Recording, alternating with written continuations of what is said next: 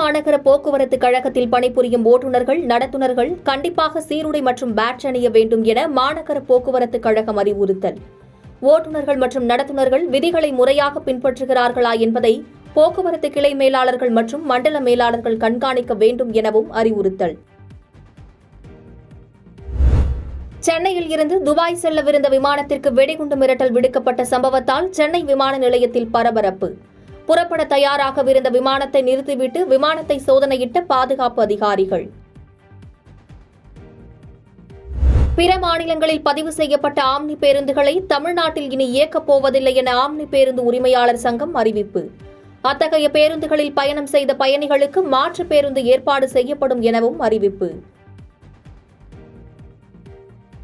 பாஜக ஆளும் பீகார், ஹரியானா, குஜராத் உள்ளிட்ட மாநிலங்களில்தான் திட்டமிட்டு நீட் தேர்வுகளில் முறைகேடு நடந்துள்ளதாக ராகுல் காந்தி குற்றச்சாட்டு. நீட் தேர்வு முறைகேடு தொடர்பான கைது நடவடிக்கைகள் ஒரு திட்டமிட்ட ஊழல் என்பதை உறுதிப்படுத்துவதாகவும் தகவல். கமல்ஹாசன் நடிப்பிலும் ஷங்கர் இயக்கத்திலும் உருவாகியுள்ள இந்தியன் 2 திரைப்படம் ஜூலை மாதம் 12ஆம் தேதி வெளியாகும் என தயாரிப்பு நிறுவனம் தெரிவித்துள்ளது. ஏற்கனவே இத்திரைப்படத்தின் பாடல்கள் வெளியாகி வரவேற்பை பெற்ற நிலையில் இத்திரைப்படத்திற்கு மிகுந்த எதிர்பார்ப்பு ஏற்பட்டுள்ளது. சவுக்கு சங்கர் வழக்கில் கைது செய்யப்பட்டுள்ள யூடியூபர் ஃபெலிக்ஸ்க்கு ஜாமீன் வழங்க கோரிய வழக்கில் மனுதாரரின் கேள்விகளுக்கு தமிழ்நாடு காவல்துறைக்கு பதிலளிக்க சென்னை உயர்நீதிமன்றம் உத்தரவு.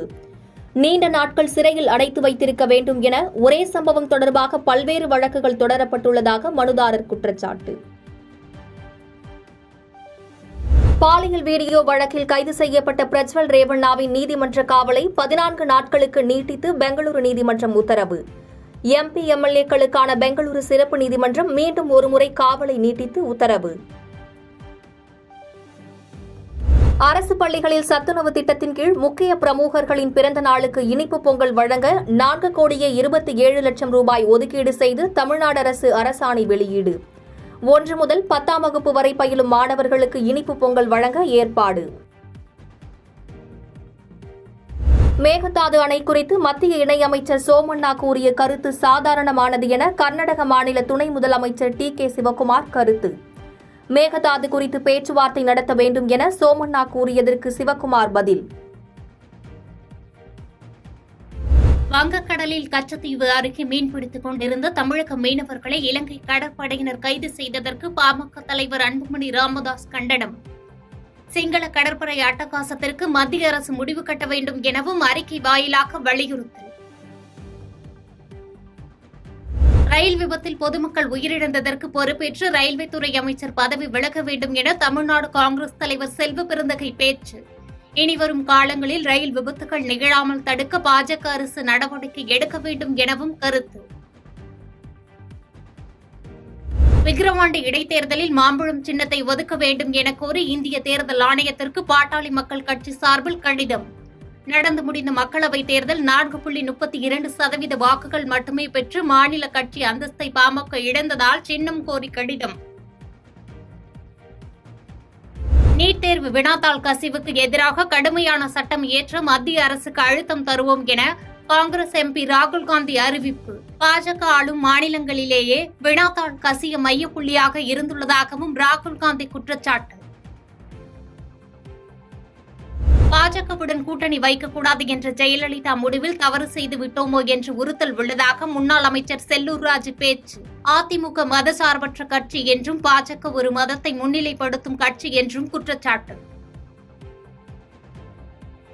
ஜனநாயகத்தை முறையாக பின்பற்ற வளர்ந்த நாடுகளைப் போன்று வாக்கு சீட்டு முறைகளையே பயன்படுத்த வேண்டும் என ORS காங்கிரஸ் தலைவர் ஜெகன்மோகன் ரெட்டி ட்விட்டரில் பதிவு.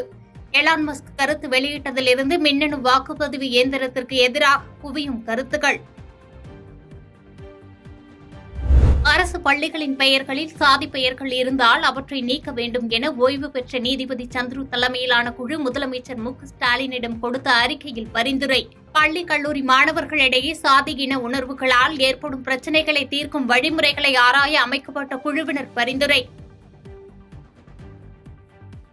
மகாராஷ்டிராவில் மலை உச்சியில் கார் ஓட்டி பழகிய 23 வயது பெண் 300 அடி பள்ளத்தாக்கில் விழுந்து உயிரிழந்த பரிதாபம். தோழி காரை இயக்குவதை வீடியோவாக நண்பர் பதிவு செய்த வீடியோ இணையத்தில் வெளியாகி வைரலாகி வருகிறது.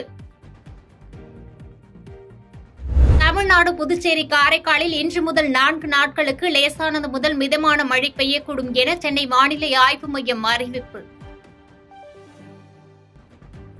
பாகிஸ்தான் அணியுடன் உங்களது நேரத்தை வீணடிக்காமல் மீண்டும் இந்திய அணிக்கு பயிற்சியாளராக வர வேண்டும் என கேரி கிறிஸ்டனை ஆதரித்து இந்திய கிரிக்கெட் அணியின் முன்னாள் வீரர் ஹர்பஜன் சிங் டுவிட்டரில் பதிவு. 2024ஆம் ஆண்டு T20 உலகக்கோப்பையில் பாகிஸ்தான் அணியின் செயல்பாட்டினால் விரக்தியடைந்துள்ள கேரி கிறிஸ்டனுக்கு ஆதரவாக ட்வீட்.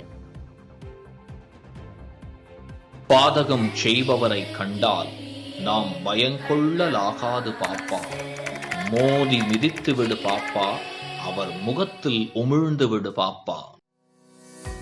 அண்மை செய்திகளை உடனுக்குடன் தெரிந்து கொள்ள இணைந்திருங்கள் இயம்நாடு தொலைக்காட்சியுடன்.